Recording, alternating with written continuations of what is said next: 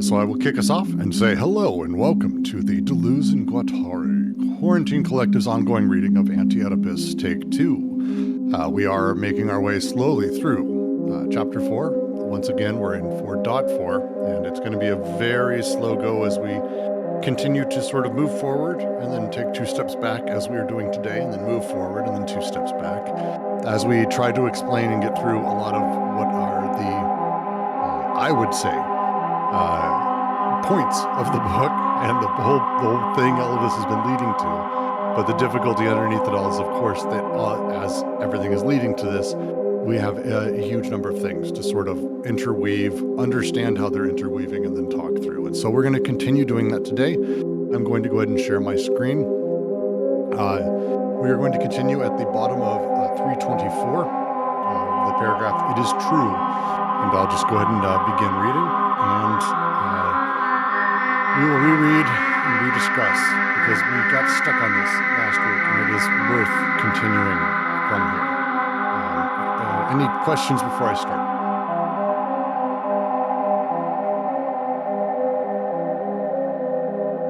All right.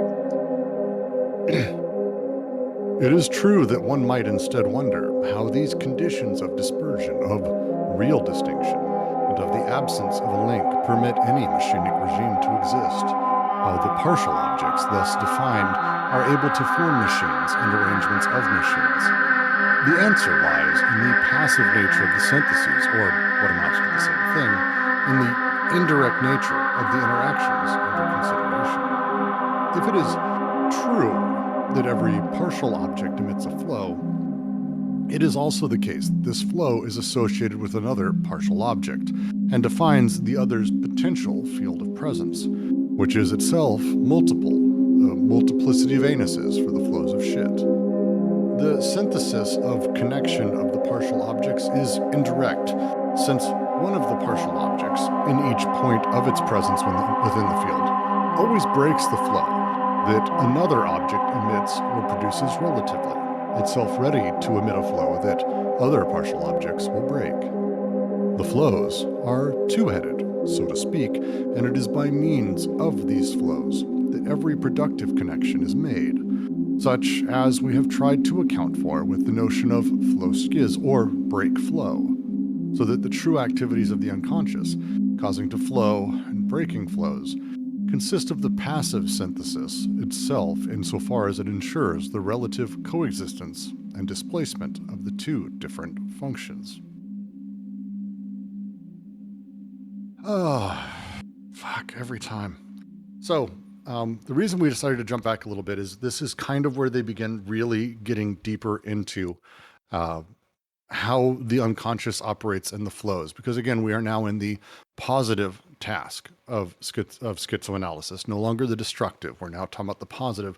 And it is the growth, the building. What is the positive task? At this point, they're starting to have the discussion about how partial objects, as they just went through Melanie Klein in the previous paragraph and all of that, how partial objects ultimately do have flows that move between each other. Now, my reading of this and the way I've sort of understood this is that all of the partial objects that make up essentially everything, not just our unconscious, but let's just say also within our unconscious, all these partial objects, there are connections between them. And this passive synthesis, this passive nature of the syntheses, all 3 syntheses that we've been going throughout the entire book, this element has us understand that a partial object may emit a flow, but that flow doesn't just go, it's going to something. That flow is associated with another partial object. It defines the other's field of presence. It modifies that flow. It adds a layer to it, which is itself multiple. As they talk about a multiplicity of anuses for flows of shit, you're not talking about one anus and things like that. This element, this synthesis of connection of the partial objects, is never a direct connection. It's always this indirect thing, because one of these partial objects, in each point of its presence within a field, always breaks the flow. It modifies it, changes it they've used the phrase flow-schiz or break flows. Flows as such, the machine of what a flow goes between, and this is what they mean by machine, is multiple partial objects, they modify the flows. And as such, we're talking about inside of the unconscious, near infinite numbers of these flows sort of passively being modified over and over and over as the flow moves from one thing to another partial object to another, continuing to move, continuing to flow, continuing to break, and continuing to be adjusted, all before we get to any level of subjectivity or consciousness. That's my reading of this paragraph. And I went back through and I've been, because we had issues with this last week, I'm open to any thoughts on this, but that's kind of my reading and explanation. I hope that makes sense generally. I'd love it if anyone wanted to modify or add to that as well. Is it possible to think of the flow as the virtual and the and the partial objects as part of the more like the actualities, and so they kind of go together and they merge into one another, right? Because even though the virtual, is not necessarily thought of as the beginning, but we think of it as the beginning, but it is also, always imminent in the actual, right? So this is where we start getting into like what a flow is and how we talk about it. Flows, and it's one of the reasons I don't necessarily like the use of the word here. Very often in the original French, they actually use the term flux, which is, to me, a very different term than the word flow. When we think of flows, we tend to think of things like a river flowing, and it is a river. And so when we think of flows, we're thinking of something quite almost literal, an object, a thing that's moving and constantly going. I don't think we're talking about that here. We're talking about sort of flux, the change itself as it sort of moves through things, the flux of experience, the flux of all of this. So these things that sort of happen, this constant sort of secondary element is how I read that, rather than saying that these flows are anything. They're not yet. They are deeply abstracted, sort of pure libidinal flows that ultimately desire is being reshaped and then coded through these activities. The flow itself is just purely libidinal and in a constant state of change, but that's how I read that. I don't know if that answers your question, JK, but it's because it's a tough one. Yeah. Well, in terms of classical science, right? There are these waves, right? There's a waves, and there is matter, right? So you know you could think of the matter as also part of the energy of the fields, so the waves of energy, right? But because wave is turns into matter, and matter goes back into wave, and it's pretty how you understand it, right? How you perceive it.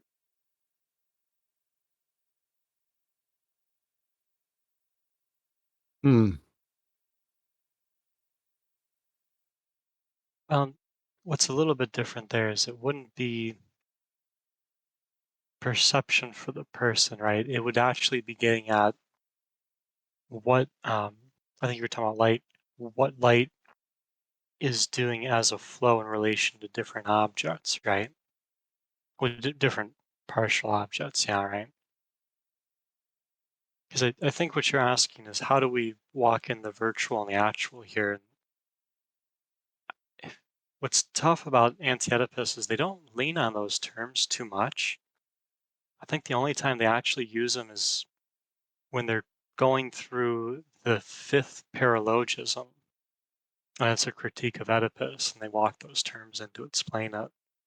So I've always found it challenging too, is it's not really, it's why like I'm careful about words like existence, but at the I, same time, they don't walk all the language in either. Go ahead, Brutz. well, in Leibniz, in a lecture he gave on Leibniz, Deleuze, the phrasing he used around it, just to quote, what does a painter create? He creates lines and colors. That suggests that lines and colors are not givens, but are the product of a creation. What is given, quite possibly, one could always call a flow. It's flows that are given, and creation consists in dividing, organizing, connecting flows in such a way that a creation is drawn or made around certain singularities extracted from flows.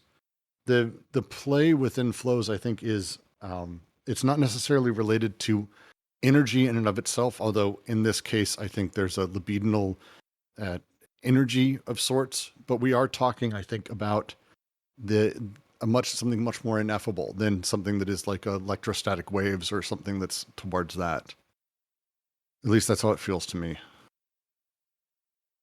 Flows is a tough one. Flows is one that we've had conversations on for a very long time and tried to sort of get to exactly what he was talking about. But I think the other part is to go back to the definitions you proffered in that too. This is where you've got the flows and then you've got the partial objects being basically co co-instantiated, I guess, right? Because each partial object define makes possible the other's field of presence, right? So to your point about the lines and that, I think that point about abstraction works there. And then to bring it into Anti-Oedipus, you've just got to walk in that part of that abstraction process is that those flow, at least for Anti-Oedipus, that those flows exist in relation to these partial objects, right? Making them into desiring machines.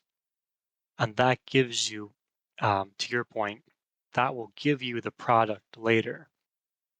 For our purposes in this paragraph, we're just thinking first synthesis, right? But that Well, connection of partial objects and flows, that gives you the first synthesis. I mean, and again, we're talking about sort of it's not an allegory. I'm not going to try to avoid saying that, but we're trying to talk about a mirror of real given production.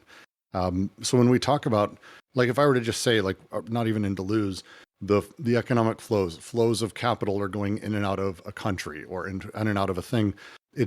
We're not talking about even the energy of capital. We're talking about the flows of capital, which is an odd secondary thing. This is that same thing, but it's the flows of desire.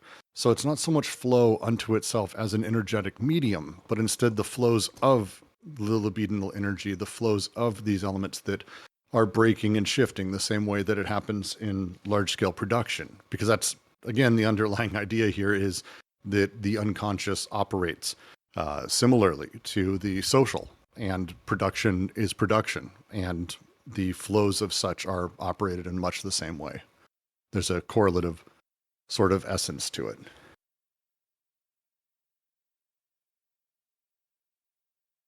But if you want to make the comparison with the socius and the BWO, right? Part of what that gets into here is the states of presence and absence, yeah? Because if the connective synthesis is what creates the fields of presence, right? For the partial objects there, you can start to see how the first paralogism fits in because when something like the phallus is thought to be absent, right? That's kind of the wonkiness of it is that there's still a relationship, but it would seem to be like transcendent now, where somehow it's beyond these problems of connection and it starts to define the first synthesis in terms of that absence, right? Hmm. You're talking about partial objects at the level of the body without organs. So, I mean, is that the same as the the flow of the socius? It's prior to that, right? It's prior to the socius. Um, Yes, partial objects. So partial objects sort of, let's just say that things exist, partial objects exist, like pure bodies, right. these elements, and the nature of them connect, the passive nature of them is that they connect, and that's it. This begins, this gets recorded in that time, is during that passive synthesis is when we have the body of without organs sort of generated as a secondary, as a ethereal offset of that. So it is within the, like you could say, between the second and third passive synthesis, sort of, although there's no between. But it's like in that time frame. So partial objects are far before. Sorry, you cut out there. Is it part of the unconscious? Yeah, yeah. Well, partial objects. I'm hesitant to say partial objects are part of the unconscious. Partial objects are like the base layer of things. the desiring machines are the base layer of the unconscious for us. As far as I read it, the machinic sort of nature is that the partial objects exist, they connect or disconnect, and as such, as the mass of them begin, that's essentially the desiring machines producing subjectivity, at least at the base level, in mass, until there's an emergent subject that comes from that. Is that fair? Jack, Doug, anyone who's been here for a bit? Am I saying something that makes sense? Yeah, that makes sense to me in terms of a transcendental unconscious. So we're thinking about these passive syntheses, yeah, being like the prior conditions to subjectivity. So like and right, it's passive because to make the connection, all you have to do is put one partial object into the flow of another. It doesn't have to do anything. Yeah, and the connections are satisfied or unsatisfied or said, they're recorded in different ways, and you just need enough of them, basically.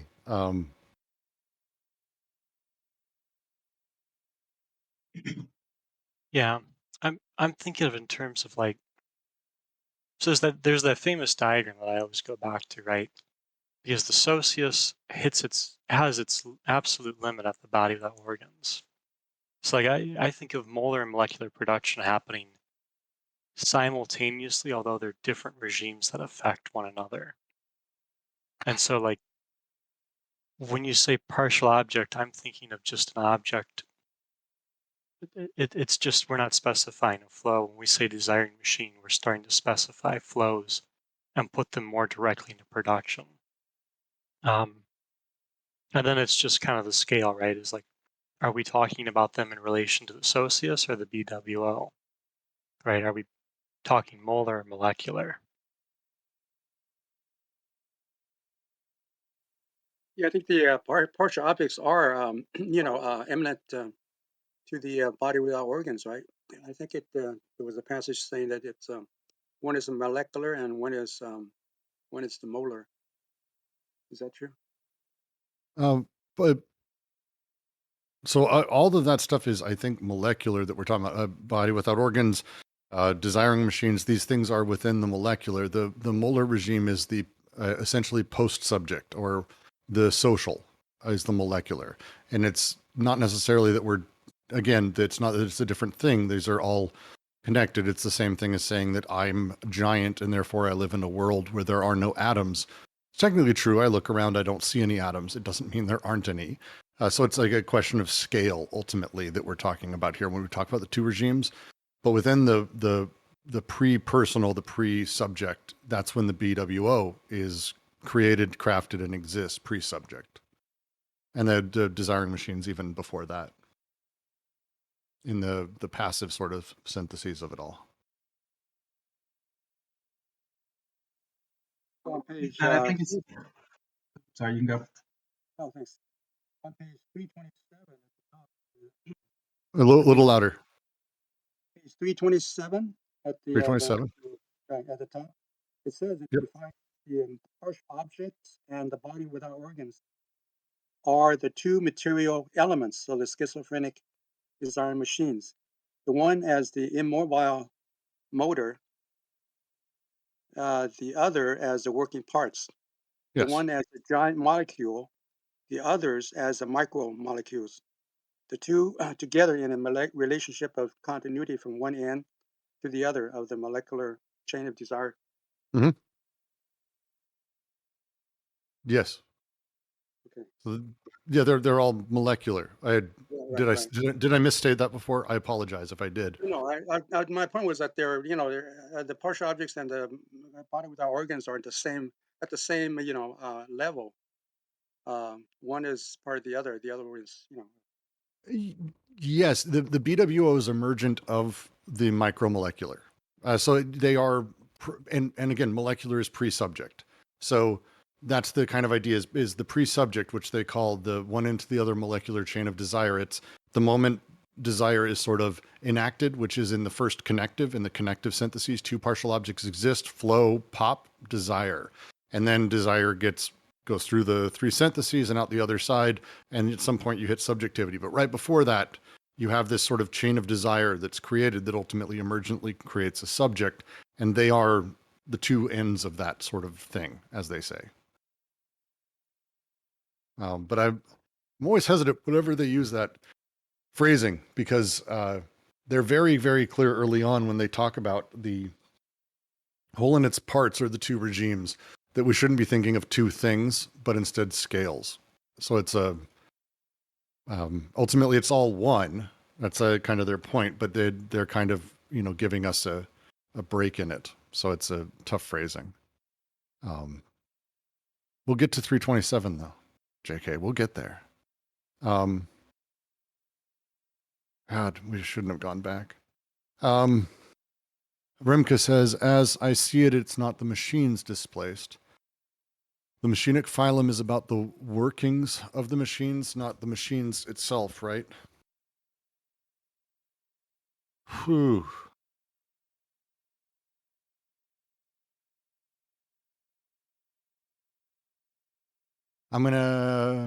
Does anyone want to take a crack at that? Go for it, Jack.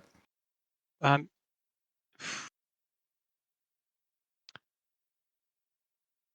of putting aside displacement, I think the thing we can work with there is like,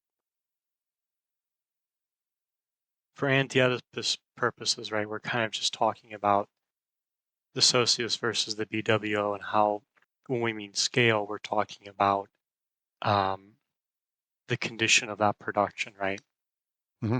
So, the socius versus the BWO conditioning production. Oh, I just saw you're relating it to schizocartography. We're so not even there, Remke. We're so not even there yet. Like, I want to be there, and that's, I think, a discussion worth having. But we're not. I don't think we're there. we're just not. We're not there yet. I'm sorry. I'm used to because you don't talk. I was like, hey, just. But we'll stick with Anti-Oedipus for right now in the text, because that's a whole other. My brain was not ready. As soon as I saw the diagram, I went, oh God. For some reason, the first time I saw it, all I thought was, oh, they're just doing, it's the Elmslev content and expression graph. That's, because I'm so used to seeing it in chat these days. We'll get back to that.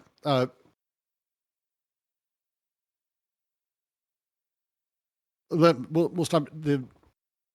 The core idea here, as we've gone over it, is it generally making sense? Is anyone having trouble with any sentence or phrasing that we can expand upon? Ms. Marxey says, it makes me think of Spinoza's spin, pluralism is monism. Yes. I have nothing to add other than yes. I think it's safe to say that a lot of Deleuze is basically calling back to Spinoza. That's a great way to phrase it too. You can always look at Deleuze through Spinoza's eyes, I think, or Spinoza through Deleuze's eyes, and I won't use his horrifying way he describes how he reads authors. It's the worst explanation of how he reads other people. So we'll get to the next paragraph and continue a bit. Because this is the one we had trouble with. This is Mozart's fiery, shitty anus mouth. Now, let us assume that the respective flows associated with two partial objects at least partially overlap. Their production remains distinct in relation to the objects X and Y that emit them, but not in the fields of presence in relation to the objects A and B that inhabit and interrupt them, such that the partial A and the partial B become in this regard indiscernible, thus the mouth and the mouth anus of the anorexic. They're not indiscernible solely in the mixed region, since one can always assume that, having exchanged their function within this region, they cannot be further distinguished by exclusion there where the two flows no longer overlap.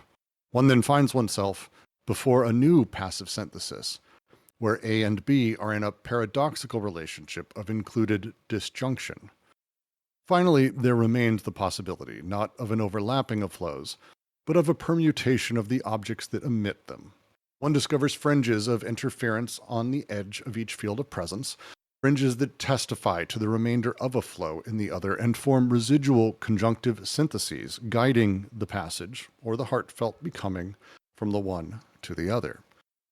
A permutation involving 2, 3 in organs, deformable abstract polygons that make game of the figurative Oedipal triangle. and never cease to undo it. Through binarity, overlapping, or permutation, all these indirect passive syntheses are one and the same engineering of desire. But who will be able to describe the desiring machines of each subject? What analysis will be exacting enough for this? Mozart's desiring machine?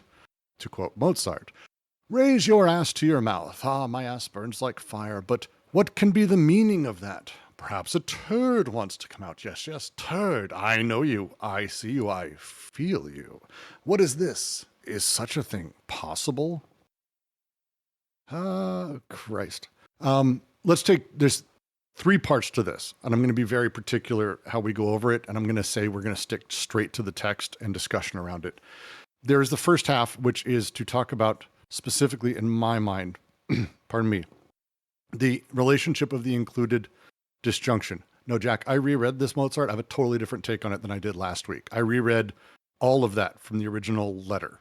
I have a different take than I did last week, because it doesn't come through in this almost at all. The first half ends with included disjunction. I want to talk about this. That there are respective flows associated with two partial objects, and they at least partially overlap. Their production remains distinct in relation to the objects, X and Y, that emit them, with these partial objects, but not the field of presence in relation to objects A and B that inhabit and interrupt them. This is one of the more confusing, nightmarish parts of this, and I really think it's worth going over what he's referring to and how here. Because to me, he's talking about when we are schizoanalyzing or talking about any one of these given flows. Well, the first bit we were just talking about is the passive syntheses of these two lovely, simple, partial objects that connect and flow comes, or maybe another one shows up and breaks it. But wait, they're not clean like that. That's, I think, the point here is we don't have purely clean flows. We have flows that are like fucked up and overlapping. And some of them, they're sort of from these objects, but Jesus Christ, we have this really strange thing that happens that they pass through a field of presence that's in relation to those objects, but only the partial objects. And so the partial objects become indiscernible and are only seen as the objects. This is a weird one, and I want to ask a question to a few of you who were in our logic of sense reading, because I can't help but put it back on some of the very particular things Deleuze was saying in that, the way he was talking about Lucretius and that section. Let me get back to it. He was talking about yesterday, as he was reading sort of an Epicurean take, and he was doing a blend through it. See, I bored someone so bad they had to leave. The way that we perceive an object is we have it burn through us and burn through everything, but we mistake the simulacra for the object.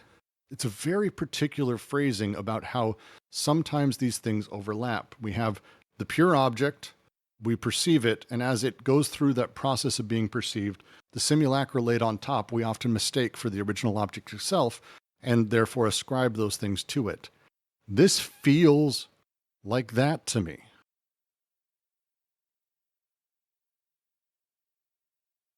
This feels like a processual sort of critique of how we mistake the thing at the end or the element at the end, ultimately that makes the partial objects indiscernible, because we have objects A and B, full objects A and B, not partial objects that get taken for them. I think that in terms of the libidinal flow, right? There is just what Freud calls polymorphous perversity. Mhm. You know, so that in that flow of experience, the infant has no discrimination between what is when it's coming out of his anus and what is he's putting it in his mouth, right? It's just everything is just an experience of pleasure, right? So that's how I would interpret this, or that's how I see it, as these partial flows. These partial objects are coming around, and there's no discrimination between one object and another. They just kind of go into and I think that sort of explains why Mozart, you know, was kind of talking about this kind of experience of polymorphous perversity. You know, It is so, and we'll get to the Mozart quote, but that's how I interpret it now. That it is very particularly he's actually going through the process of identifying with the piece of shit, the actual piece of shit that is in his asshole, and talking to it as if it's human. And I know you, I feel you. He's able to sort of personify and this sort of thing. What is the meaning of that? This this last bit they're asking here is who can actually describe the desiring machines of each subject, and what analysis isn't exacting enough. Mozart's desiring machine is that of his own shit. How are you possibly going to be able to understand it? And that's the last line that Mozart says. I know you, I see you, I feel you, he says to the turd. And he says, what is this? Is such a thing possible? Somehow he's able to identify with shit. And that, I think, is part of what they're talking about here, that Mozart's not literally identifying with shit here, this weird, as you said, JK, this polymorphous perversity, but instead there is a thing that has happened where ultimately he has, these objects X and Y that emit flows, but there's partial objects ultimately underneath that become indiscernible because objects A and B ultimately are in the way and are part of that field of presence and related to the relation to those, and they bend it. They shift how that is, and they ultimately become in that sort of paradoxical relationship of included disjunction, as he's talking about here at the beginning of the paragraph. right? So, Mozart is really being able to express himself without this kind of repression, right? Of Yes. the localized sexuality, and he's able to experience shit as part of his sexuality. It's not localized like we learn to do, and try to repress it. Love your thoughts, Jack, or anyone else, because that's a lot I said there, and JK too. Yeah, I would say that I think there is a sense in which we want to actually consider this a literal identification, I guess, to the extent that you would use the word A is B to describe their identification, because what we're talking about here with the like Spinozist monist account of being that they're sort of implanting into their account of production is that there is no level of primary distinctions. All distinctions are secondary and tertiary. They are the modes and the attributes of the modes of being. So if you say that something is, so here there things are only becoming indiscernible. It's like well, I think there is a degree to which they aren't becoming fully indiscernible, but there is a possibility for that, I would say. Well, it's indiscernibility in a place where, like Mozart's shit here, that it doesn't feel like there's no rational reason why he should be talking to his turd like this, but instead to go back to the idea of the included disjunction or the paradoxical relationship. There's there's this nature if we can allow things to connect, and if they're able to do that, or if they are connecting like that, this really odd thing of overlapping flows allows connections where they're almost nonsensical, which is positive, I think, but I it does feel like that's the direction they're going, that we're talking about this really odd nature of the inclusive disjunction. Yeah, to really lose track of whether the experience one is having is coming from oneself or from the shit, is I think kind of what they're getting at. The way I'm thinking about it, so the first synthesis happens, right? And the flows connect with machines, with partial objects, thereby rendering them desired machines, right? And that's how you get the field of presence for each desired machine, each partial object in that relationship. So in that sense, right, those flows keep being emitted and breaking. I see them trying to argue here that as that happens, right, as that happens, so like with the mouth and the anus, right, or the wasp and the orchid, then exclusive disjunction would keep the two basically separated, right? So there would be the mouth or the anus, and any functions that they can do, such as shit or such as eat, would be separate. At the level of the inclusive disjunction, because those flows commingle, right? You don't have the ass in the mouth, you have the ass mouth. Just like you don't have the wasp or the orchid, you have the wasp orchid. I'm open to, please, anyone else. I'd love to hear more thoughts on this, because it's kind of the whole point here before we get into the second half. Or we can dive into the second half and then continue the discussion, because we're never getting out of this goddamn paragraph. And just to back that up with some quotes, right? They write, and they are not indiscernible solely in the midst region, which I take that to be like this is part of how you get territory. Continuing, since one can always assume that, having exchanged their function within this region, they cannot be further distinguished by exclusion. There, where the two flows no longer overlap, one then finds himself before a new passive synthesis where A and B are in a paradoxical relation of included disjunction. So yeah, I'm thinking like, so for instance, with the Mozart quote, right? Like part of the thing that strikes me there is like, you take functions like speaking, for instance, and in a sense, like the ass is kind of speaking there. But the mouth is supposed to speak, right? And that's where you get into the problem of the excluded disjunction.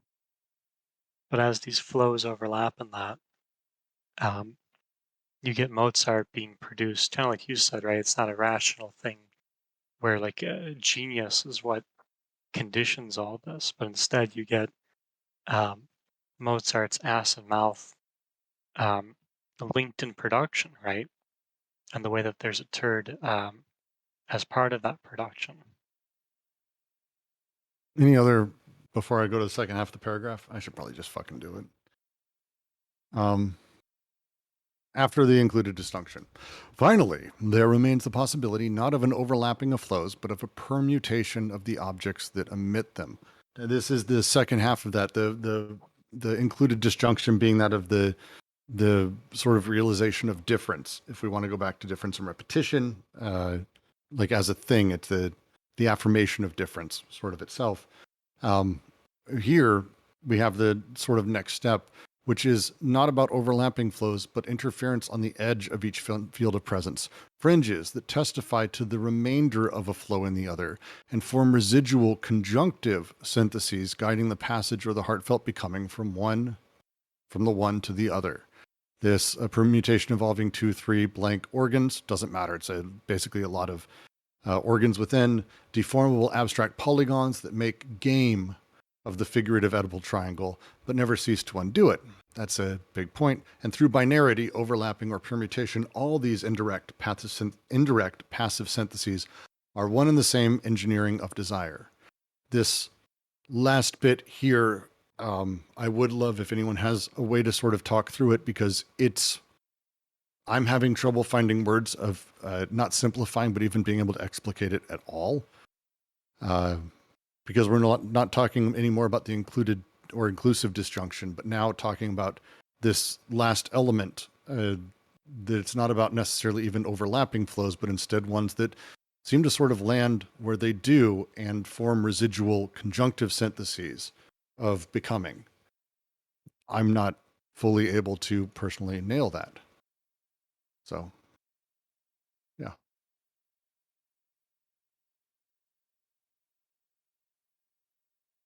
Anyone?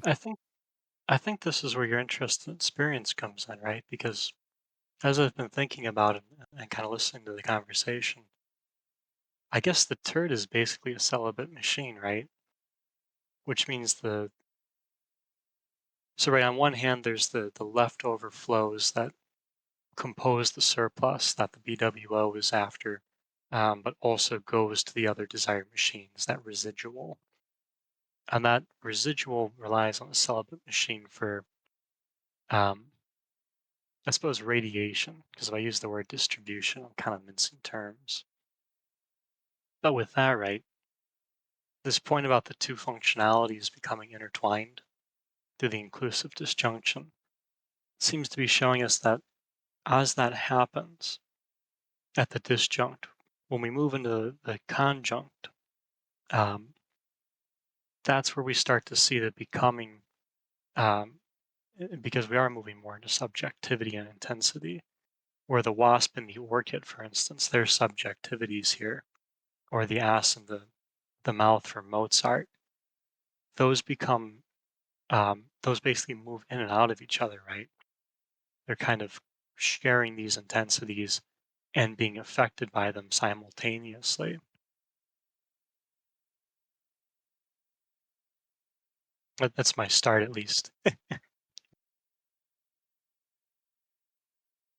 Can you repeat that last part you said? Yeah, so like with the ass and the mouth, right? The subjectivities of the two is linked to a becoming, or a series of becomings, if you like. And that's related to the flows at the disjunct. So, what the ass and the mouth are capable of as they start overlapping inclusively, that produces this, the intensities that would be would be radiated to them by the celibate machine. So the kind of to boil that down, the becomings I think they're talking about would be a becomings linked to those co-presences, where the ass and the mouth begin basically being affected and consummated by those intensities, such as the function of eating, the function of shitting. Here, the function of burning is the one they really focus on. So if the this kind of disjunctive and then the conjunctive synthesis and raising this to the level of to creation of the subject, right? You mentioned the celibate machine, and celibate machine is like the subject. So I see Mozart as an artist, right? Is trying to undermine that kind of subjectivity, right? The distinction between the ass and the mouth, and um, it's this kind of you know rebelliousness, or it's a kind of a creative. It's a part of the creative process that he's he's involved. He's known for, right? You know, just remember how he behaved in that movie about Mozart. It's kind of he was quite a rebellious character, but that was part of his creativity, is to just undermine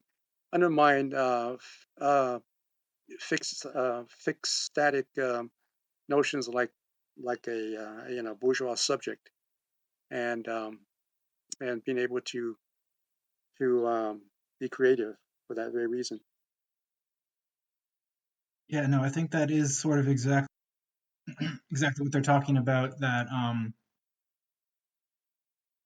the way that so first of all, I'm reading the intensive becomings that Jack was talking about. Those are like the permutations of the two objects. So like A becomes B and B becomes A, but like within those fields of presence that they start within, there's the residual of each other one left over, and that's what is seeding these celibate machines. And I think with regards to Mozart and his ass, I think that is where they are. Yeah, it's like a strange connection or a strange loop between them, and it's that like what is it, the cycle of auto production, the becoming ass of Mozart and the becoming Mozart of his ass simultaneously constitute his subjectivity. Right. Because when they say each subject, I see them pointing at the mouth and the ass, right? Because I think Well, as I just think, real quick, because I think God, I think objects and subjects they're both birthed in the third part of the three syntheses. So like objects, full bodies don't even exist until then either. So I don't even know if it's so much that it's the subject that is the shit, but even the idea of like what the turd means as a thing, as a full object, to a full body of Mozart, what it means to him as a subject, that back and forth is the thing that happens in the third. And the question they're asking here is like all of these things, from these incredibly difficult partial objects and that are being seen through other objects, but only really being sort of seen as this. How are you? Who's going to be the one to help disassemble and positively identify? And as they say, what analysis is going to be exacting enough for this? Who can describe the desiring machines of each subject? With the example of Mozart there, because objects also don't exist until this point. Their meaning is produced in the same process.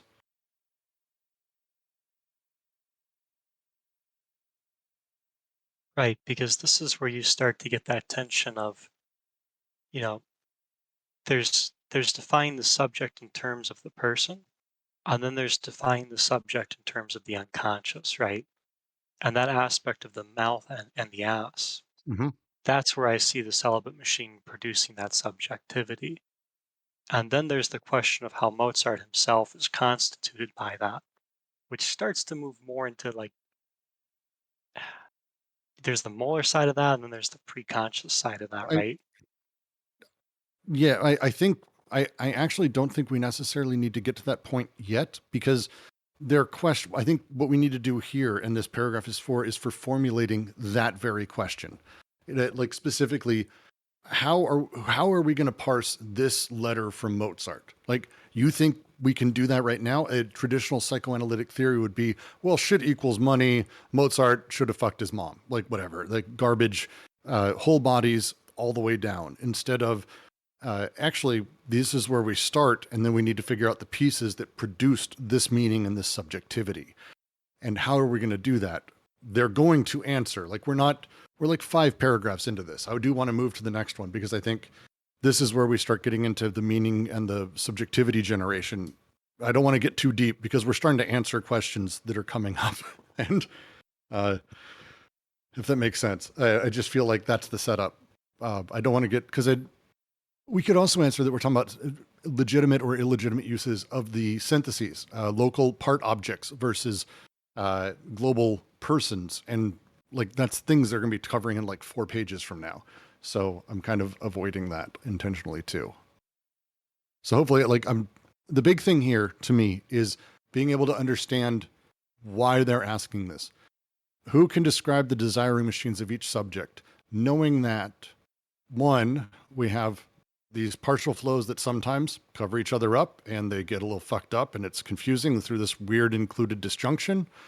Inclusive, probably intentionally, the inclusive disjunction, or we have this other way where actually we have sort of this weird layering of things that are sort of overlapping and they're right next to each other a little bit, but not so much. So how are you going to parse? How are you going to divine meaning and really discover what are the desiring machines that actually produce all of this? I think that's the point of this, sort of to reiterate. Does that make sense? Jack, JK, Doug, anyone who wants to say no, please? Actually, I think I'm with you on that one because I agree, we don't want to go too deep into the socius right here. But I think that's right because like the point is that a turd wants to come out, right? That's what's ultimately kind of producing Mozart in this way. And Yeah, that's the because turds don't subjectivity of want to the come out. unconscious. Turds don't want There's, anything. It's a piece of poop. hey man, turds have hopes and dreams too. That's the point. Is like how are you going to be exacting enough to say that like this turd doesn't want to prove it? Like prove that the turd prove it. It's not a literal human shit who like is like going, yes, Mozart. Like, let's do this. Like, it's show me where does this come from? It's a lot of poop jokes. Because, as I always say, poop is funny. Poop is funny, but no, that's exactly it, right? Is that that's not a conscious thing going on. What you have is the mouth and the anus being produced in this manner, True. right? Because I Yes, think but I think the that's key, exactly it. yeah, because I think the key to go back to your point about what do we need in this paragraph is that if we're talking about the unconscious as subject, right? It's the anus and the mouth being produced in this manner, right? That gives you the unconscious and its self-production Yes. and its subjectivity. All right. I'm going to jump to the next paragraph. It's a Mrs. Marxy is spot on. They are the best philosophers because they have more poop jokes per page than anyone else. I would assume that's actually except for Bataille. I'm going to assume Bataille might beat him out on that, actually. Or dick jokes, at least. All right, to continue to the next paragraph. These syntheses necessarily imply the position of a body without organs.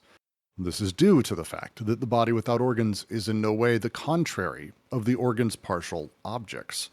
It is itself produced in the first passive synthesis of connection as that which is going to neutralize, or, on the contrary, put into motion the two activities, the two heads of desire. For as we have seen, it can be produced as the amorphous fluid of anti-production, just as it can be produced as the support that appropriates for itself the flow of production. It can as well repel the organ objects and attract them and appropriate them for itself. But in repulsion, as in attraction, the body without organs is not in opposition to these organs' objects.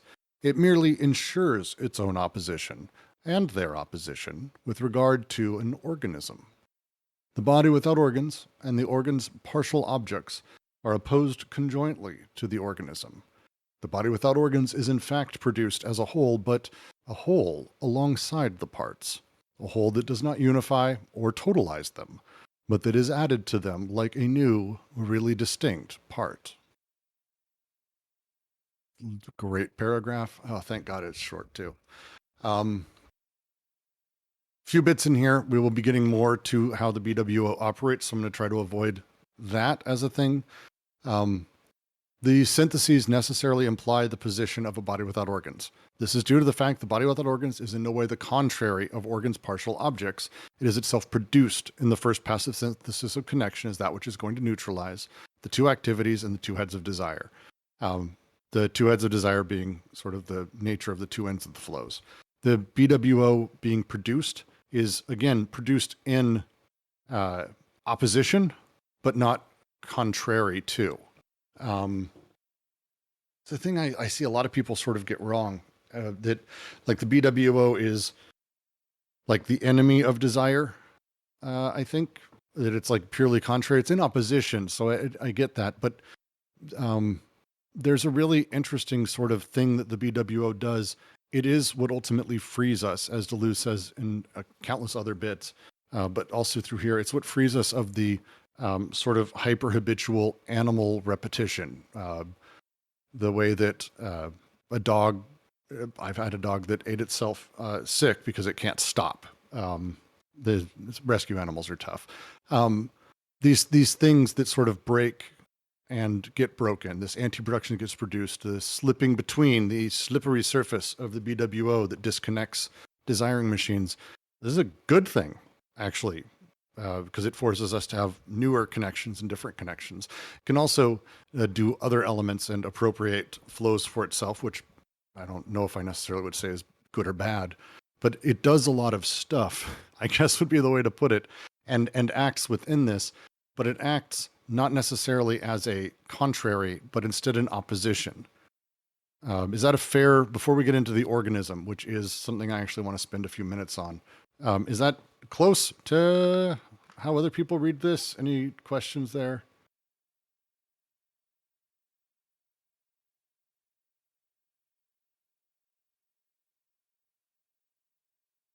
Yeah, I think that the part about anti-production being kind of like a necessary process for production is like super spot on.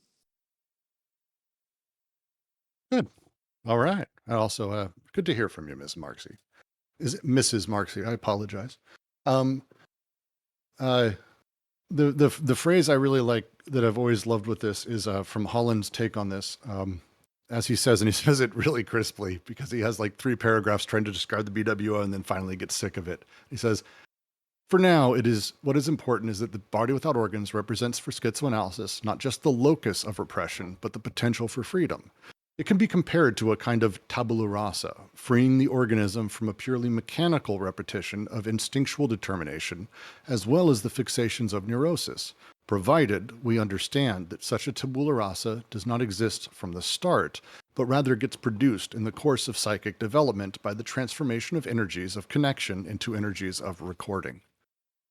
It's a fucking good line. Holland nails it. But that is, I think, what they're talking about here, and they're really getting a little deeper into it. Before we get to organism, because that's a different discussion that I totally want to have. But I really like that. Any other thoughts on that before we talk about the human organism?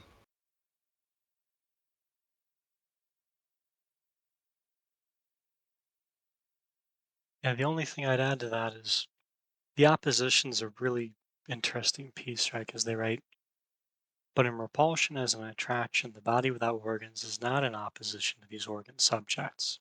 It merely ensures its own opposition and their opposition with regard to an organism. The body without organs and the organs partial object are opposed conjointly to the organism. So it's kind of interesting there that you see that on one hand I see them trying to they're trying to say that this isn't a point about like two contraries producing something, right? At the same time I see them trying to say what the since the body without organs is not the opposition to the partial objects in that, right? What ends up happening is that ensures its own opposition and their opposition with regard to an organism. So basically, it sounds like it keeps the tension with more or less the molar. Well, it's If I'm the able to put the organism. organism It's the molar, line but with regard to the organism. I'm not sure it's molar yet. And this is the thing I'd love to spend a minute on, because I don't have a full answer here, and it's one of the things that's fascinated me as I pre-read this. Um, the phrasing organism, and because we've also often talked about the people, the person, when we refer to it, they say her, him. They use pronouns, they use descriptors. Ultimately, we are talking about an organism, and that's the closest we get to saying there is any semblance of kind of a centered subjectivity. It's within that organism. There is kind of a consistent level of becoming, and the way it's described here, it almost sounds like the body without organs is what gives that organism the how to put it. I'm trying not to use a lot. I'm so diving back and forth between this and logic of sense, because when you've got two series, you could say, and a vibration between them that's ultimately producing a subjectivity, it's really hard for me not to go back to logic of sense. But the phrasing here seems to be that we have this sort of continual desiring to connect on one side that's going, but thankfully we also have this recording of it, and the recording of that, as that energy gets shifted from its element to recording energy, and that recording energy, by producing the BWO, actually is creating that internal, not contradiction, but motor that keeps the organism sort of going, and is where a lot of the issues can be. It's early on the phrase, desiring machines make us an organism, but at the very heart of production, within the very production of this production, the body suffers from being organized in this way, from not having some other organization or nor organization at all. Machines stop dead and set free the unorganized mass they once served to articulate. The phrasing very early on that they're going over is that, like, desiring machines on their own, we can't just be a body of desiring machines. We are an organism.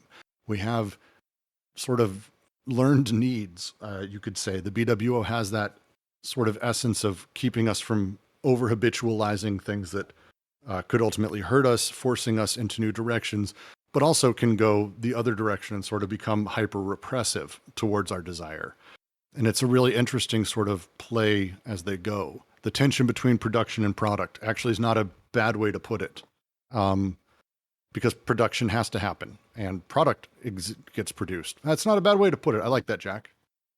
I really like the yeah, phrasing around it. But organism, I just really like the phrasing and the point here when he says that.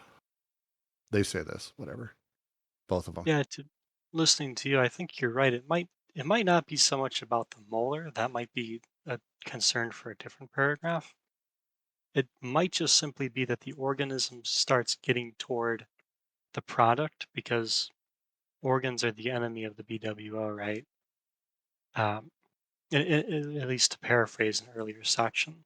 So I think that might be it, is it keeps the product and production in tension as opposed to making the production into the product, right? I think that might be kind of where I'm landing on it. Yeah, But and Mrs. Marksey nails it. It's a non-dialectical tension between the two as well. It's an important thing. I don't want it to seem like we're talking about a binary. We're talking about Deleuze. That's not his world. But the generalized sort of process of sort of recording and then the production of all these elements. And I can't help but, again, because Body Without Organs originally, the first time I think that he openly talks about it is Logic of Sense. He has an entire section called The Body Without Organs where he talks through it and the essence of counter-actualization, which does feel in general like a semblance of anti-production, sort of turned positive. It's The Body Without Organs is, to him early on, a locus of freedom. It is what separates us and gives us the and I'm going to butcher this and this may upset people. I don't know. It is what gives us the human possibility of greater things or creating the new versus more sort of hyper repetitive, non-subjective existence. That's a very anthrocentric view, but I don't think it's far off drastically. Please, anyone jump in. I don't think it's far off drastically, though. Yeah, the last sentence of that paragraph also says that the body organ is, in fact, produced as a whole alongside the parts, the whole alongside the parts. But Yes, it a does whole not. that does not unify or totalize them, but is added to them like a new, really distinct part.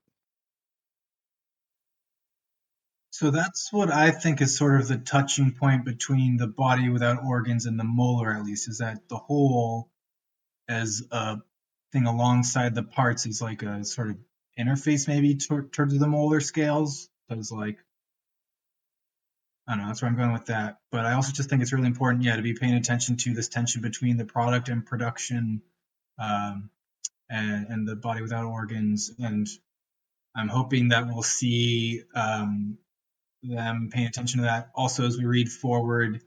And I want to see if they flesh out here in these like extremely positive and but passive terms. They've put the syntheses in here.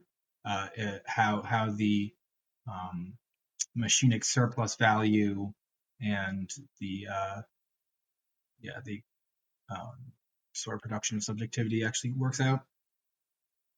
Well, and again, when we talk about the whole and its parts, it's hard for me not to sort of also draw a line between molecular and molar, where in the molar there are no parts. Like the whole thing about the molar is that it is kind of whole bodies or whole things or objects that are interacting in the social field because they have names and they're interacting in that space. Whereas the molecular is where the parts are. Again, they're not separate. This is not how things are separated. It's that the whole is a thing alongside the parts. Again, I reference you to our reading or the chapter called A Whole in Its Parts, where they go very deeply into this, that the whole is almost a part alongside the other parts, but also is somehow something more. Also, this discussion about the body without organs, does it makes me think about the phantasm. Is there any relationship between the body without organs and phantasm? So the body without organs as a thing in Logic of Sense is different than the phantasm in. Let me get to the very particular element here. One moment, sorry. I had this up and then I closed it because I thought we were moving on. Bonnie, where are my notes? Apologies. This will be a moment.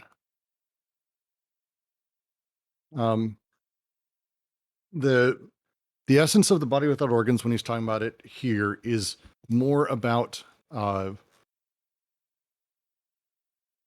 nature of, it's from the section The Schizophrenic and the Little Girl when it first comes up and Artaud is quoted. And The specific phrasing around this again is this is much earlier than AO. There's a little bit of odd sort of forming within it, but the idea is that the schizophrenic triumph is in destroying the words, changing painful passions into actions, obedience into command, as the schizophrenic sees it. This is done via the breath words, howl words, the pure sounds that don't have meaning in them. This is the essence that produces the body without organs at this point to him.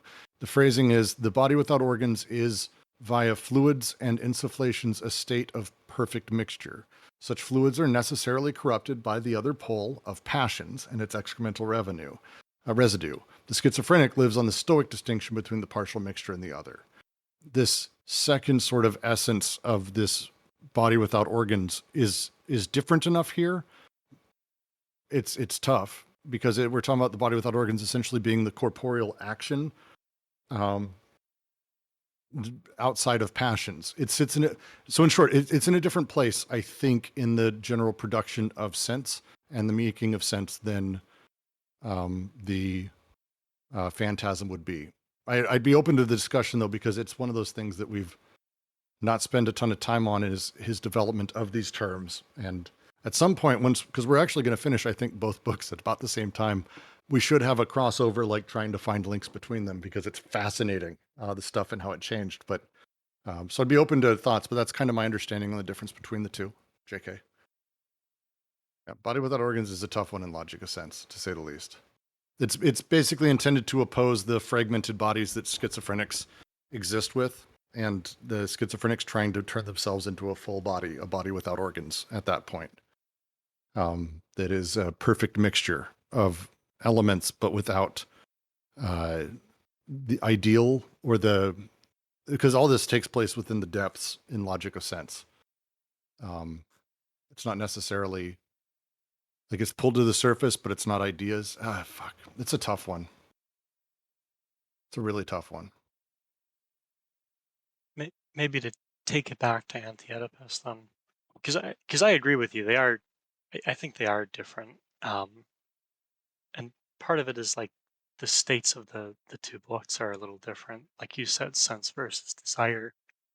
But I think kind of bringing it back to this paragraph, right? You know, it starts to get this point about what the body without organs does to production, and you know the development of. It's like the two heads of the flow. What kind of struck me when we were reading this was like it kind of clicked in this paragraph for me, where you've got the mouth and the anus in relation to emission and braking, right? And the way that these flows will be mobilized in terms of attraction and repulsion for the body without organs, right? This is where I think the body without organs can have the potential it does in AO, because effectively, right, it gives the opportunity for a full change in production that can affect the molar as much as the molecular, right? And I think that's for me at least, that's the main thing that they're really driving at in this section and this chapter is how that potential gets at a form of revolutionary. Well, they're going to call it investment, but arguably a practice as much as a theory, right? Because they don't really see them as diametrically opposed. But yeah, that's kind of how I'm thinking about it. I think we'll continue.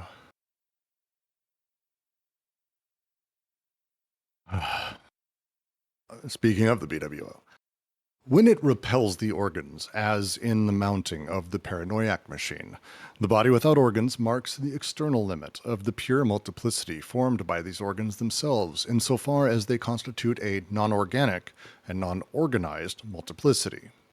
And when it attracts them and fits itself over them in the process of a miraculating fetishistic machine, it still does not totalize them, unify them in the manner of an organism. The organ's partial objects cling to the body without organs and enter into the new syntheses of included disjunction and nomadic conjunction, of overlapping and permutation on this body, syntheses that continue to repudiate the organism and its organization. Desire indeed passes through the body and through the organs, but not through the organism. That is why the partial objects are not the expression of a fragmented, shattered organism, which would presuppose a destroyed totality, or the freed parts of the whole, nor is the body without organs the expression of a de-differentiated organism stuck back together that would surmount its own parts. The organs partial objects and the body without organs are at bottom one and the same thing, one and the same multiplicity, and they must be conceived as such by schizoanalysis. Here's the hard line, here you go. Partial objects are the direct powers of the body without organs, and the body without organs the raw material of the partial objects. The body without organs is the matter that always fills space to given degrees of intensity. The partial objects are these degrees, these intensive parts that produce the real in space starting from matter as intensity equals 0. The body without organs is the immanent subject, in the most Spinozist sense of the word, and the partial objects are like its ultimate attributes, which belong to it precisely insofar as they are really distinct, and cannot on this account exclude or oppose one another.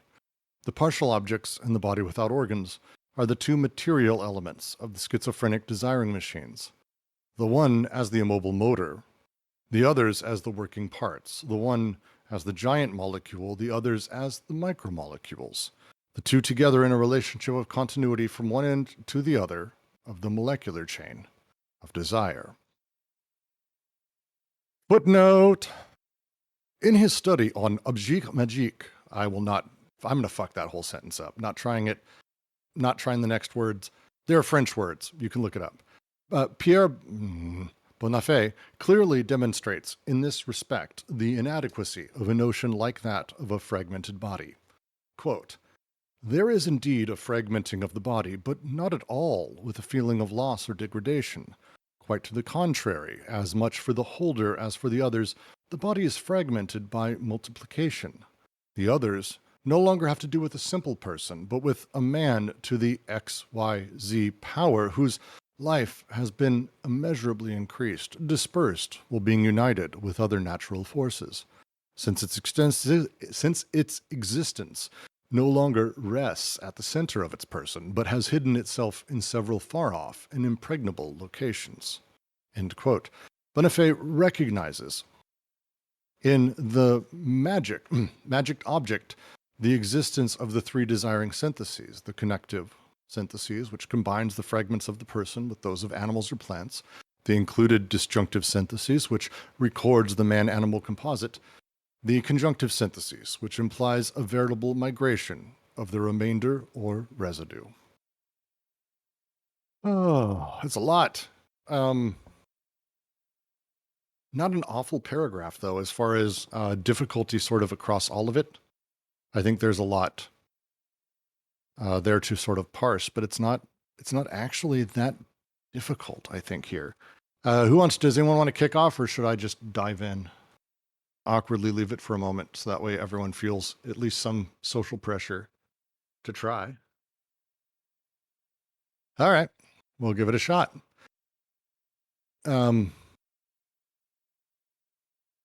Desiring machines, let's talk about kind of the inside of us. Inside of the unconscious, there's this mass of desiring machines. And it kind of falls back on them, appropriating them as it does, say rabbit sorry, you might say. And the partial objects are happy to cling to the BWO. They are these points on which intensities begin to be formed between things. We have two partial objects, meaning derived, intensity derived, connection derived. These elements of this sort of overall shattered existence that is pieced together, we can look at, as people have in the past often, of the schizo who's broken into a million pieces, and if only we could form him back into his whole self, oh my.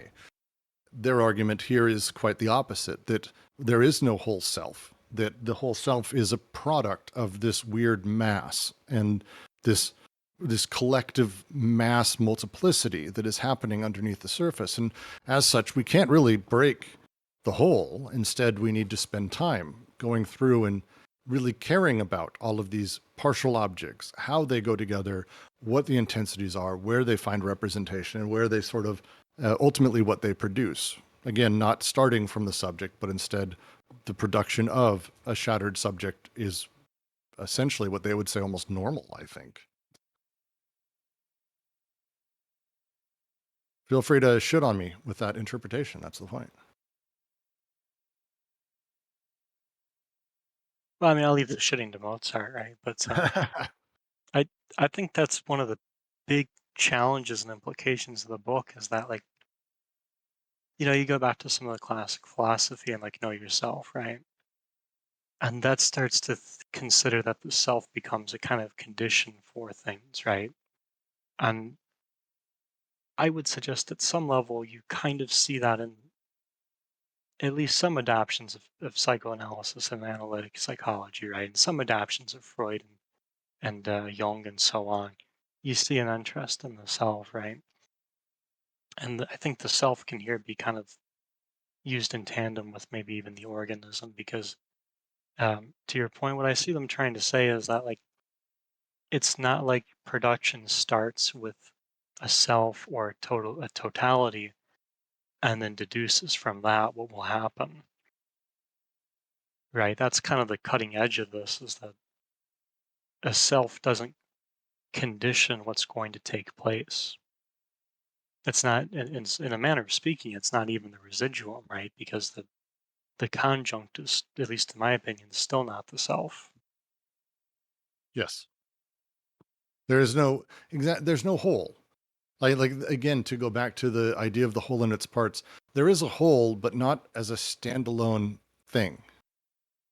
Like it's not like, oh, that's the whole person, excellent, and underneath are all the pieces.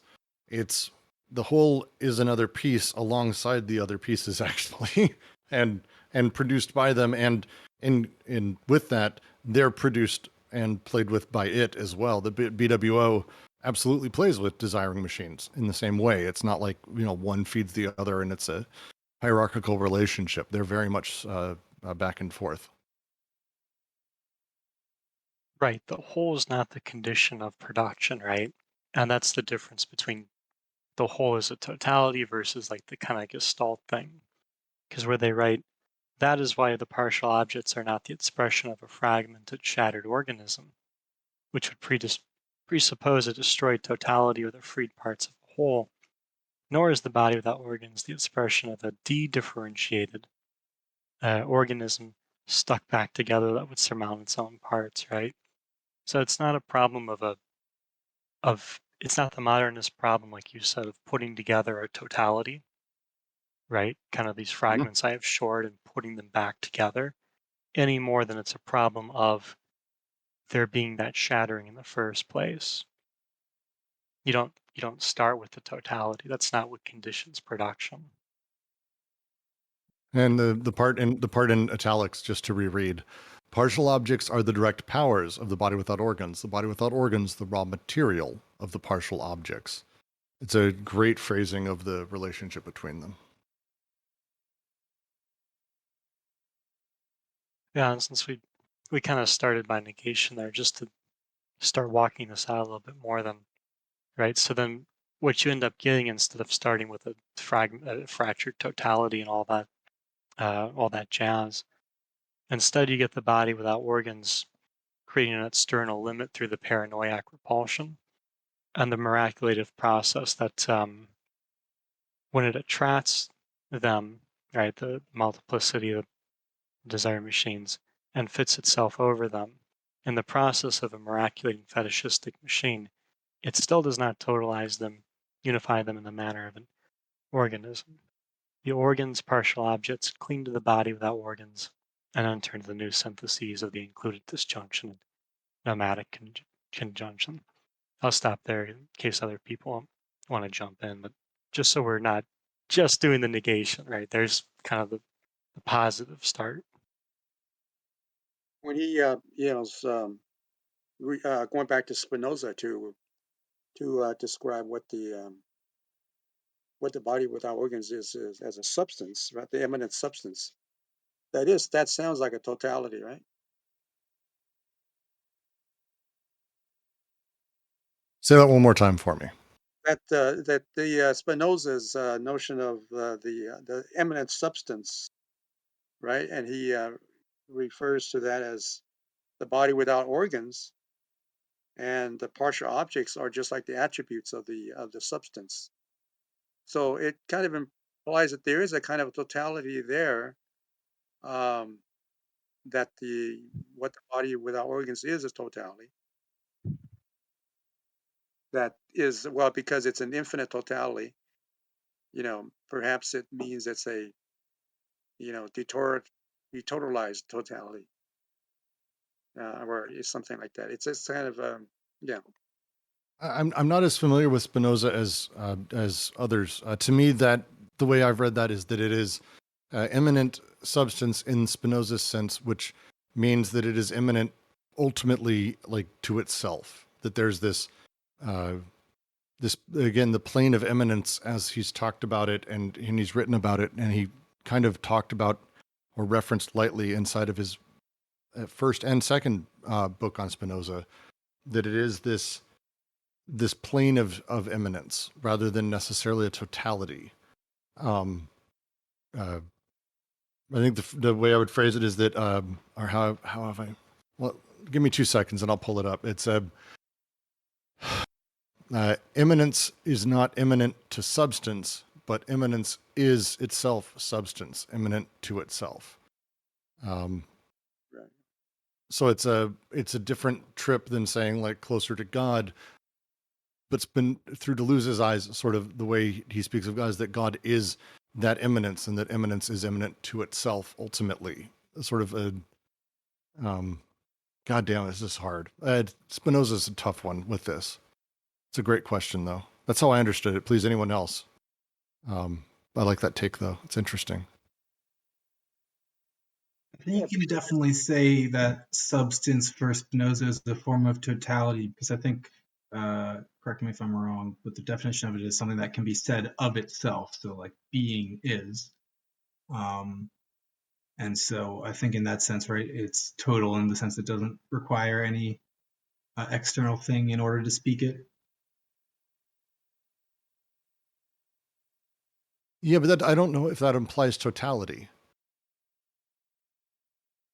Yeah, I think we want to be careful how we're using the word there, right? Because it, to me, this is like the Lucretius essay from yesterday. It's the non-terminating sum, right? Because it's a gestalt.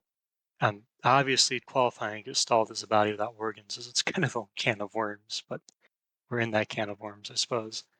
But that to me is kind of the move, is to say that the gestalt, right, is part of the parts of the whole in a sense.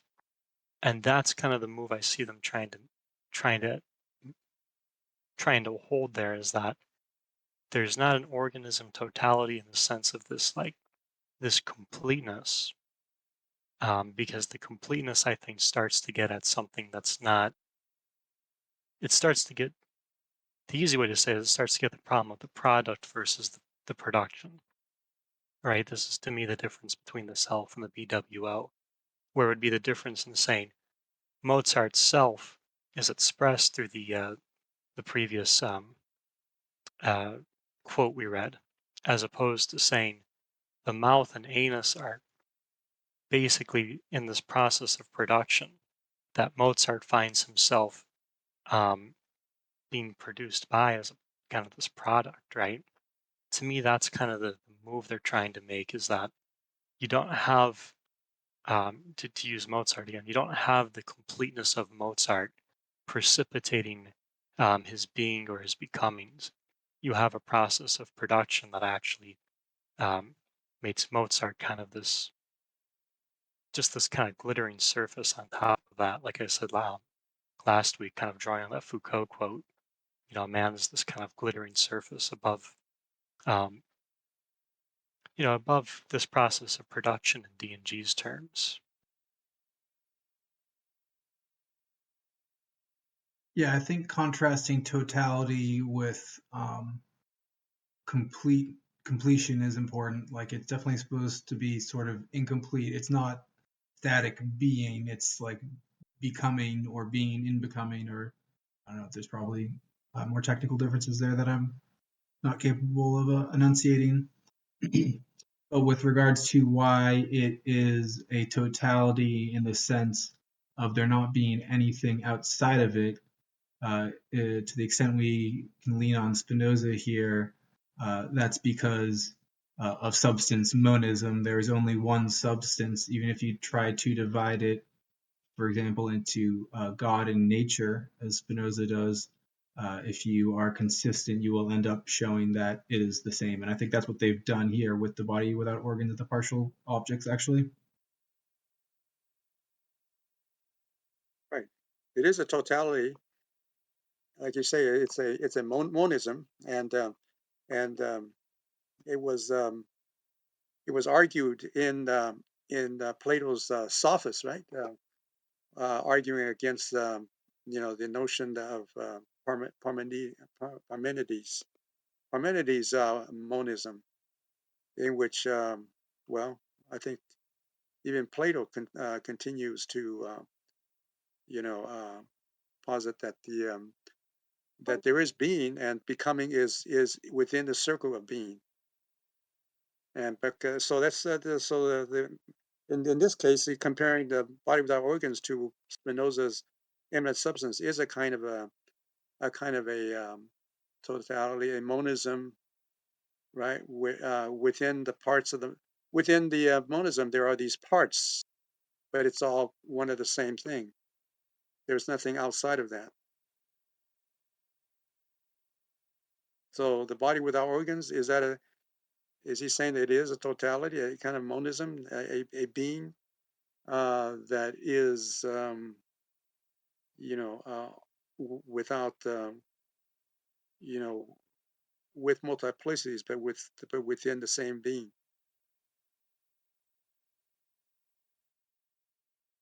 I again, I don't know that they're saying it's a totality simply because it's the one substance, the immanent substance.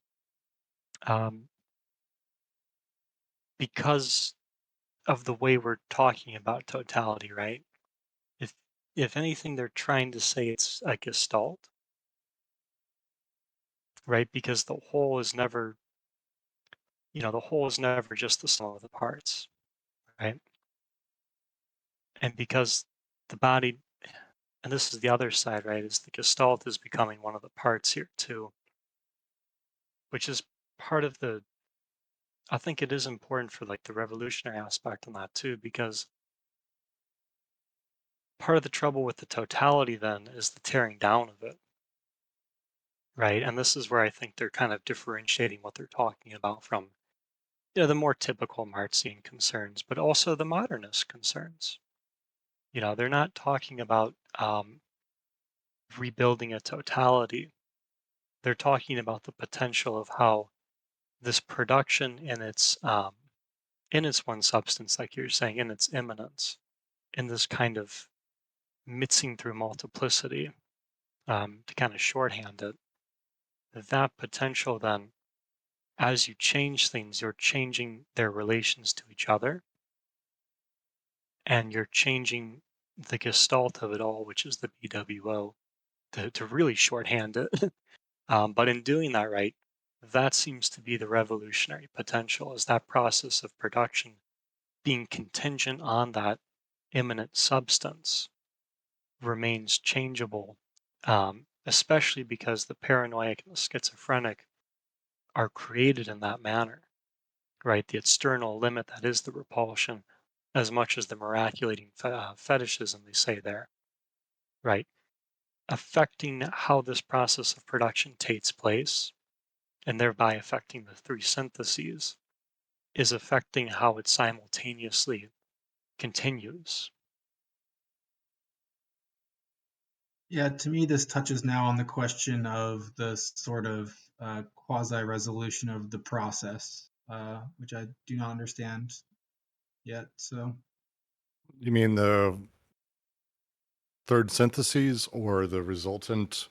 I mean, the understanding of the process that is neither an end to itself nor stopped prematurely nor continuing infinitely,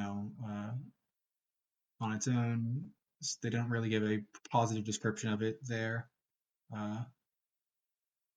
So yeah, that is always something that puzzles me, which seems to be touching on this question here of how, things either totalize or don't. Yeah, there is kind of a inconsistency there, right? Because he's talking about the flow of partial objects, right? But It this flows between partial objects. flow between partial objects, and then but it is a continuous flow, right? But No, it gets broken often. is it within? Is it within the body without organs? Is No. it kind of so? It's the immanent substance, right? Okay, That's, I think, the key there. Go ahead. so is it an infinite flow? Uh, that's that has no end, or is it Well, a let's say we have a big old void, and this void uh, has like black substance in it, and we have inside of this just shit tons of partial objects. Let me put 10 in there. We'll just say 10, and then everything else is this weird black mass like sand.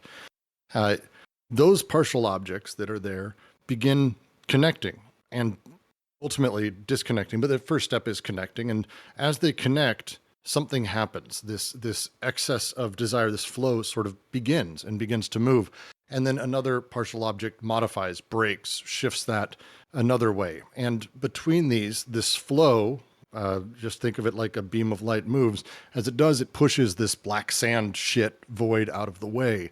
Now, as that happens, the black sand sort of, covers it back up a bit. We don't get to see it a ton, but imagine that those things connect millions of times. Suddenly, the sand doesn't really fall back there quite as often. Other parts are connecting and disconnecting. Now enlarge this to millions of partial objects. And then here we are looking at this, and there would be this weird network of some deeper veins, some thinner, some larger, of all these things that semi-connect and don't, flows going between and breaking. And that mass, that whole thing that we look at, we may be able to see emergently that it has a look. Like a cloud, the way a cloud sort of sometimes looks like an airplane or a bear when I'm out with my son. Like you see a thing in that. And that thing that you sort of start to see and recognize, that pattern recognition that happens, this is ultimately what the BWO is. It is the literal process of recording. It is the thing that is sort of emergent between all of these elements. It is not the elements themselves, but it is sort of inscribed upon and written upon many, many, many times. It doesn't have substance in the same way that the flow does, but it has substance nonetheless. And the substance is that thing that you're now seeing, in the same way that if I look at a cloud, it is a bear. If I look at it and I see a bear, oh, that's a bear. It's not literally a bear, but I can see that, and I can say that there's a bareness to that cloud. There's a thisness, and thisness that comes with that is the BWO, and this sort of secondary bit that starts to have sort of pushing us, or we can, if we work that way and we work towards it, we can have it break and shift and move desire in different places, but we have to understand first, where is the BWO, where are the desire machines, where are the lines between them? This sort of back and forth is the challenge that we're talking about, but that BWO is very much its own thing, and that emergent property is within it. It is the whole, but it is the whole as a part of all of the parts. That's the best I've got to explain it. I hope that worked. that would be all based on the foundation of a substance, right? A substance. And you mentioned the void. Maybe the ultimate substance must include the void. Well, it doesn't. It's the you depending on how you want to sort of have the conversation, because it's emergent from everything. If the bodies all exist and the bodies start colliding, the desire is then produced out of that, and the recognition of that BWO isn't something that happens until it's recognized. Like these things, these recordings start happening, they start happening over and over, but it still needs to be recognized ultimately. I think, I mean, I'd love to have the discussion about it, but like without the third part of that, without the final synthesis that sort of, slams all of this together and ultimately falls back on and is the subjectivity that claims the body without organs, we don't have there's nothing that matters as much there. There's no full body that we're able to recognize it. Not yet, at least. It's still maybe in process, but difference hasn't given it enough newness or separation, you might say. I don't know. It's an interesting conversation, actually, to think about. That's my quick response. I don't know if it's good. Well, like he said, you can't think of these partial objects in the body without organs without also thinking of the totality. But then you also qualify and say it's no totality that does not unify or totalize. Yes, it's the whole alongside the parts. So the example they give is in search of oh God, in search of lost dreams, Proust, where his massive series of books is on itself. You can read any one of them. Once you've read all of them, there's a sort of other meaning and a whole that is absolutely real, that exists not as a totalizing thing of the books because of how they're written, which is kind of weird, but instead a meaning that sort of sits alongside any given thing that's happened within it. There's no supremacy of one versus the other. And this is the whole in its parts as they go through it. My understanding, at least.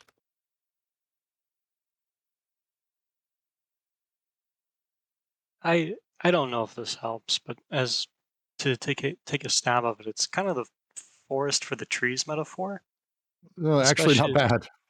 Not bad. Well, thanks. It's kind of what they're getting at, right? Is that it's not that the tree. I hate to rely on a cliche for these things, but it's not that the forest is what makes the trees what they are, and so on and so forth, whatever that else is in that forest, right? Because you can see them. It's kind of funny they use engines, so it sounds like they're thinking of like an automobile or really a factory, since we're talking about the unconscious. But sticking with an automobile, right? There's a way of appealing to examining a car, for instance, that the idea of what a car is, you can kind of deduce what those parts are there to do, how they relate to each other, and that aspect of the intensities that you'd expect to find there. And you kind of draw that all out from the deduction of what a car is, right? This is kind of a more Aristotelian method. I see them saying it's not so much about starting with the model of the car and then doing that deductive work. Not that that's invaluable, but just that that's not what happens in the unconscious. Because if you take the automobile not as that universal, but as the body without organs here, what happens then is you have all these different things coming together at the molecular level, defining each other's, co-defining each other's presence, right? Um, Functioning in ways where the flows that unite them have this interesting thing where you don't have, right? You don't have the tire and the rim. You have the rim tire, for instance, and this way that this all fits together to form basically the assemblage and the distributions, and that in that, right, the flows left, the residuum flows, the intensities left over come to consummate what's there, right? And that's kind of where I see them leaning, is that the body without organs can't be something totalizable there, because it would basically risk eschewing production. But if we see it as a substance related to these things, right, the engine in relation to these attributes, we can see that instead of starting with a ready-made universal, we're actually seeing how something is there as the substance that is um, coordinating production, right, the way this kind of engine does, but also finding these attributes and being co-implicated in what they're going to do. Okay, because I That's the phrasing I'm going to go with, because I think it's a question of, and Deleuze had talked about this in a previous lecture where he talks about this as a causality. Sorry, I'll let you finish, Jack. I just wanted to I want to make sure I bring that up because that's the point, I think, is we're not talking about, in his phrasing, it's not about a principle of totality, but a principle of causality and the way one causes the other. So please, Jack, go ahead. Or I'll just go then. To just quote from, again, his lecture on Leibniz, I wouldn't necessarily recommend the translation of the book. There's deleuze.cla.purdue.edu. His Deleuze seminars, all translated. They're exceptional to read. Very good translations, very interesting. But to read, the same line of reasoning, and here I insist, on the level of the whole and the parts. He, Leibniz, pursues it on the level, this time, not by invoking a principle of totality, but a principle of causality. What we perceive is always an effect, so there have to be causes. These causes themselves have to be perceived, otherwise the effect would not be perceived. In this case, the tiny drops are no longer parts that make up the wave, nor the waves the parts that make up the sea, but they intervene as causes that produce an effect. You will tell me there is no great difference here, but let me point out simply that in all of Leibniz's texts, there are always two distinct arguments. He is perpetually trying to make coexist. An argument on causality and an argument based on parts, not the same thing. Cause-effect relation and a parts-whole relation. These are not entirely the same, and we are going to see problems, which he then begins to go through, blah, blah, blah, blah, blah.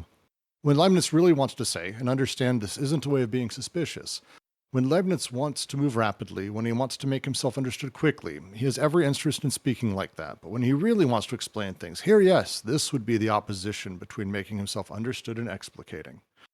When he wants to make himself understood, he says that. When he really wants to explicate, he says something else. Just continue. In one case, you have the whole parts relationship, blah, blah. God damn it, where's the quote I was going to read? I will be editing this shit out because I can't find it now. God damn it. while God you're damn it. looking for it, that's I think actually a really interesting way of putting it is in terms of causality, because that God I damn think it. that Where is the kind of the fuck is big this quote? difference. I think that is the big difference from the Aristotelian thing, is to see that these things are emergently productive in their causality, as opposed to appealing toward basically syllogisms, right? That you can deduce the automobile in this manner based on this kind of based on the totality of categories. Really, I think that's kind of the tension that we're grappling with here, and why the immanent substance is so useful there, because it gives you things as they're emerging and happening in production, as opposed to just appealing to the diagram. This is going to make me nuts. I literally had the tab up and I clicked over and it's not there. Jesus Christ. I'm editing this entire shit out. I sound like an idiot right now. Ignore me. Please, someone else talk for a moment. I'm going to find it. It's not in my history. What the fuck? Well, actually, that was a really useful. I mean, what you read was very useful in itself. But yeah, I mean, J.K., since you've really helped kick off this conversation. What, as we're talking about it, what do you think? Yeah, I think I get your point, Rips, about the using thinking in terms of causality and instead of parts and wholes. So Yeah, one gives us the other. The body without organs is, and again, it's not to go with Deleuze's virtual concept, because it's one of the harder things I think to grasp, is to very shorthandedly say it. If I say that cloud is a bear, and or I say that I am scared, there is a reality to it. What I believe, despite being purely a belief, nonetheless produces, nonetheless has an effect in a material sense. These things naturally, because they're material, it's not so much that they're not real. He wants to eschew the idea of real or any of that, and instead go with virtual and actual, where actual is the measured sort of concretized element, but the virtual is a lot, and it doesn't necessarily have to be real to be virtual. And so when we're talking about causality, we're talking about the whole and its parts. We're very much playing in that space of that we're not really one or the other, that one is producing the other. I always use the example for the BWO of line art. If you've never seen someone do it, they have this huge circle with tons of nails, and they just sit with a string, And they just run the string art all the way through everything. And then at some point, you start to sort of see a face, and then it clicks, and you can't unsee celebrity face X or scene Y or whatever the fuck they're doing. Yet all they've done is literally have lines overlap lines. There is no photo there. It is a virtual image that is produced in the pattern recognition you have of the contrast created by the lines, which is ultimately what art is. But I really like how string art makes it emergent. This same thing is very much that. It's every line is necessary. There is the overall picture, but the image is what sort of we're seeing as a whole, not any thing. It's just the image. Again, I go back to that logic of sense reading yesterday. It feels tied in with this. I need to figure that out. It feels like it's tied in with this. Yeah. Damn. Hey, Dingo. Hello. Hello. It's a good time when we're just finishing up. Oh yeah, it's I'm just getting up to get ready for work, so it's a bit awkward timing for me with actually joining in too much. But I'm sure many smart things were said before I emerged from my bed. We basically solved the lose, so it's great. Excellent. Glad to hear it. Well, look forward to Um, catching up on it later. I did pop into the chat the seminars link. Well, it's a link to one of the seminars, but you can click around and get to all of them. It's genuinely extraordinary how many there are. And it's in one of these seminars that I had my point from earlier. Promise, somewhere in there. Good Christ. But I don't want to get to the next paragraph because we only have like 5 minutes left, 6 minutes left. So I'm going to go ahead and stop us here. Are there any last thoughts on what we discussed today? Any questions, any commentary, anything like that? I'd be very open to hearing anything, please. All right. Well, that was good. I've got one. This question for Dingo. Is Foster's really Australian for beer? Oh, Christ. You're not allowed to talk anymore. That's it. That's it. No more talking for Jack. We'll go ahead and close out. Thank you all very much for joining us today. I absolutely adore it. Every week, as I tell you, it is my highlight. And it's one of the things that keeps me going. So thank you for joining. And we will see you next week as we slowly make our way through the next paragraph, which bottom of 3, it's gonna take some time. So be ready for that. And I look forward to seeing you all next week. Thank you so much.